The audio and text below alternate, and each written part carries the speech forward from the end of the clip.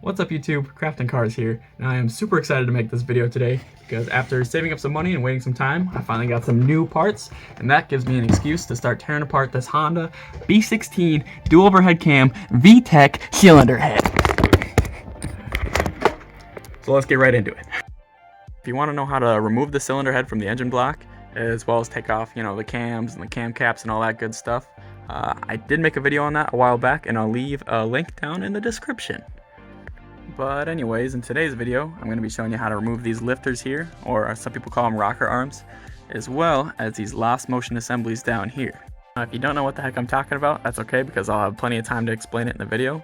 But before I set up the camera, I'm going to want to take off this VTEC solenoid here. If you don't know what a VTEC solenoid is, well, just a quick little explanation.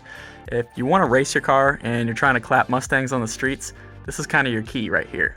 Another thing I want to do is take off these plugs here, and you'll see why in the video. And then I'm also going to need to take out these. I've already loosened them up for the video's sake, but it's just 3 little 10 millimeters. Classic Honda. Alright, well, they're all the same length, so that's good. Should just pour it off. Oh, there we go. She's a little crusty. You're definitely going to want to replace this gasket when you put it back on because these get very hard. Alright, so now I'm going to pull out these plugs on the side here using a 10mm Allen key. I've already cracked these loose as well. Now these take a lot of force to crack loose. I actually did this out in the garage before I brought the head inside. But it's just these little plugs here. Just like that. Now the next thing I want to pull out is these pins right here. And the trick to getting these out is you grab a bolt, just like this one. It's a metric bolt with a 2mm head. And all you gotta do is thread it in. This will make sure that you don't damage the threads just because you got the right bolt. And they just pull right out really easily. And it should just boop, pop right out. Now we gotta take them out of this side as well. Now, I've already cracked this one loose right here. They got washers too, so make sure you get the washer out with it. There we go. And you can see where we took the VTEC solenoid off. It's got the same hole. Now there's rods that go through these holes. And that goes through every single lifter. And in order to take the lifters out, we got to get those rods out. But before I take those rods out, I want to rubber band all these sets of lifters together. Because if you don't rubber band them together, they can easily fall apart. And chances are I would lose something. So now luckily I always keep a bag of rubbers with me, so this should be no problem. Now this is my first time doing this.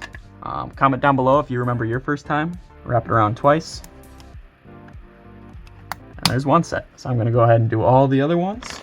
Alright, so now that we have every set of lifters banded together, we're ready to pull those rods out. Now, I don't know if it matters what direction you pull them out, but I'm just going to pull them out of the right side. And I'm going to use my 10mm Allen key to actually push the rods to the other end. So you can actually just stick them through these holes here and give it a little push.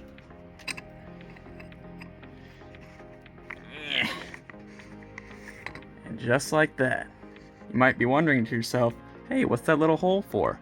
Well, if you remember those pins that we took out, those pins locked right into those holes. So since we took those pins out, now we can take the rods out. I'm just going to give that one a push. See if the back one comes out just as easy.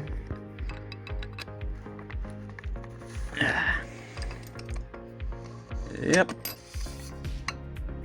I'm just going to set them down here, remembering that this is the rear one and this is the front one.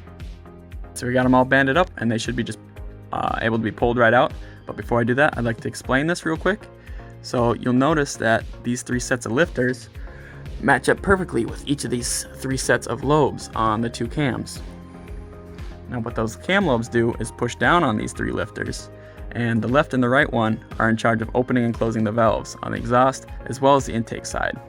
But what's special about these Honda motors, or you see if I spread these lifters here, this middle one here, which is not on any other motor, that pin with the power oil pressure locks all these lifters together when VTEC is engaged.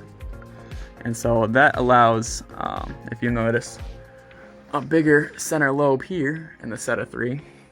That allows the valves to be open for a longer duration, which of course allows more air to flow in and out of the engine, which makes it a lot more powerful once VTEC is engaged.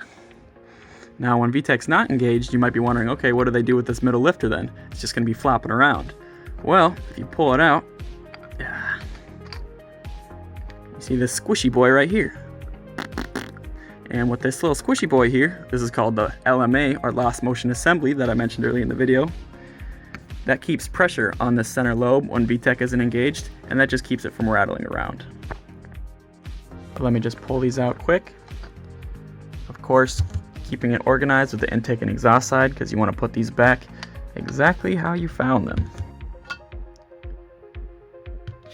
Alright, now that we got those set to the side, it's time to take out these LMAs.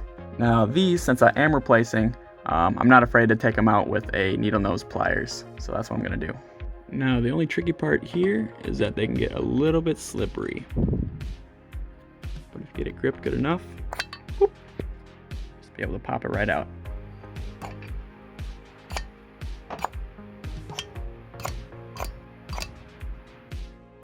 Alright, so we got them all out. Now, fun fact is Honda actually redesigned these to look more like this, just like single spring, the kind of a variable rate here.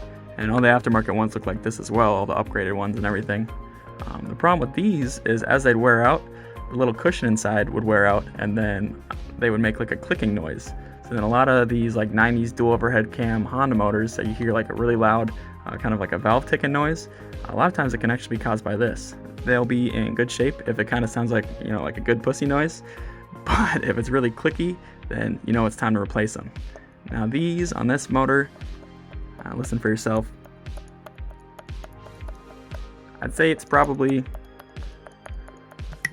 oh fuck, probably somewhere in between. Just like that, we got all the LMAs out, as well as all the lifters. Now the next video I'll probably make on this thing will be taking out these valve springs. But for now, I'll probably try to clean this thing up as best I can, take the sensors out, because upon reassembly, I'm going to want this thing as clean as possible. We're talking factory fresh. So once again, thank you for tuning in to Crafting Cars. If you're actually building one of these Honda motors, so one of you out there, I sure hope this video actually helped you out. And stay tuned because we got more videos coming out with this motor. I am far from done with this project. All my other supporters out there, thank you very much. We are getting dangerously close to 69 subscribers, so get freaking hyped, and make sure you tell your buddies, or if you're new to the channel or whatever, please subscribe and drop a like on the video. If you enjoyed it, I sure enjoyed it. Of course you get a little messy, but that's kind of all part of the fun, and catch you next time. Bye-bye.